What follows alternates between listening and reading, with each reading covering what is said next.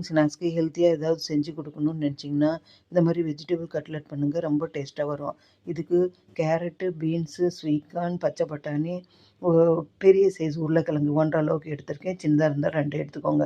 வேக வச்சு எடுத்து வச்சுக்கோங்க. ஒரு 1/4 கப் அரிசி மாவு, 4 ஸ்பூன் கார்ன்ஃப்ளோர், 1 ஸ்பூன் மிளகாத்தூள், 1 ஸ்பூன் மல்லித்தூள், 1/2 ஸ்பூன் மஞ்சத்தூள், தேவைக்கு உப்பு, ஒரு மீடியம் சைஸ் வெங்காயம், புதினா, கொத்தமல்லி, கருவேப்பிலை, பச்சை மிளகா இது எல்லாமே பொடியாக கட் பண்ணி எடுத்துக்கோங்க. ரஸ்க்கு தூள் உங்களுக்கு சாப்பிட்டு மீதமான ரஸ்க்கு தூளை வேஸ்ட் பண்ணாமல் இதில் மிக்ஸ் பண்ணிக்கலாம். இப்போ உருளைக்கிழங்கு பாருங்கள், பெரிய அளவுக்கு 1 1/2 எடுத்திருக்கேன்.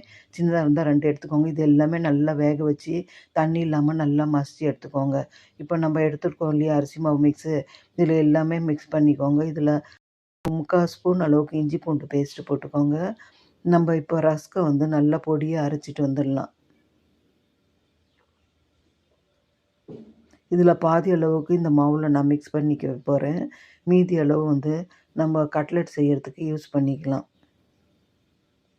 பெப்பர் பவுடர் ஒரு 1/2 ஸ்பூன் அளவுக்கு போட்டுக்கோங்க. இது கூட சில்லி ஃப்ளேக்ஸ் உங்கள்கிட்ட இருந்தால் போட்டுக்கோங்க, இல்லைன்னா ஆப்ஷனல் தான். காய்கறி எல்லாமே ஒரு கைப்பிடி அளவுக்கு எடுத்திருக்கேன். எல்லாமே நல்லா மிக்ஸ் பண்ணி விட்டுக்கோங்க. பாருங்கள், கட்லெட் பிடிக்கும்போது இந்த மாதிரி ஒட்டாமல் வரணும். தண்ணியெல்லாம் போடாதீங்க. இந்த காயில் இருக்கிற தண்ணியே கரெக்டாக வரும். இது கூட சிக்கன் 65 மசாலா 1/2 ஸ்பூன், கரம் மசாலா ஒரு 1/2 ஸ்பூன் அளவுக்கு ஆட் பண்ணிக்கிறேன்.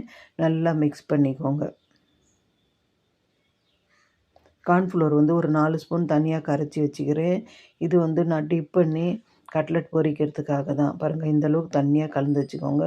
இப்போ இந்த பவுடரை நம்ம மீத்தி வச்சுருக்கோம் இல்லையா, ரஸ் பவுடர், அதையும் தனியாக வச்சுக்கலாம். இப்போ அடுப்பு பற்ற வச்சுட்டு பேன் வச்சுக்கோங்க. ஒரு 4 கரண்டி எண்ணெய், சின்ன ஸ்பூனில் தான் போட்டிருக்கேன் நான். ஒரு 4 ஸ்பூன் அளவுக்கு எண்ணெய் போட்டுக்கோங்க. இதை டீப் ஃப்ரையும் பண்ணலாம், ஷாலோ ஃப்ரையும் பண்ணலாம்.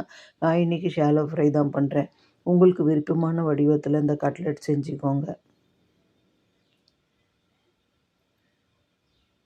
எண்ணெய் சூடாயிடுச்சு பாருங்கள். இப்போ நம்ம கட்லெட் பொரித்து எடுக்க வேண்டியது தான். நான் இந்த மாதிரி ஷேப்பில் நான் பண்ணியிருக்கேன் கட்லெட்டு. கார்ன்ஃப்ளவரில் முக்கி எடுத்துட்டு இந்த மாதிரி ரஸ்க் தூளில் போட்டு எடுத்து மீடியம் ஃப்ளேமில் நல்லா பொரிச்சிடுங்க. சிம்மாக வச்சுக்கோங்க அடுப்பு. நல்லா ஸ்லோவாக குக் ஆகட்டும். பாருங்கள், இந்த மாதிரி 2 சைடும் நல்லா கோல்டன் ப்ரௌனாக சேஞ்ச் ஆகணும். அது வரைக்கும் நல்லா வறுத்துக்கோங்க. அவ்வளோதான், சூப்பரான கட்லெட் ரெடி ஆகிடுச்சு. இதை சுட சுட டொமேட்டோ கேச்சப் இல்லைன்னா மைனஸ் கூட சர்வ் பண்ண வேண்டியது தான். சூப்பராக இருக்கும் சாப்பிட்றதுக்கு. இந்த மாதிரி நீங்களும் செய்யுங்க, குழந்தைங்களுக்கு ரொம்ப ரொம்ப பிடிக்கும். கடையில் கிடைக்கிற அதே டேஸ்ட்டில் கிடைக்கும். இந்த மாதிரி செஞ்சு பாருங்கள்.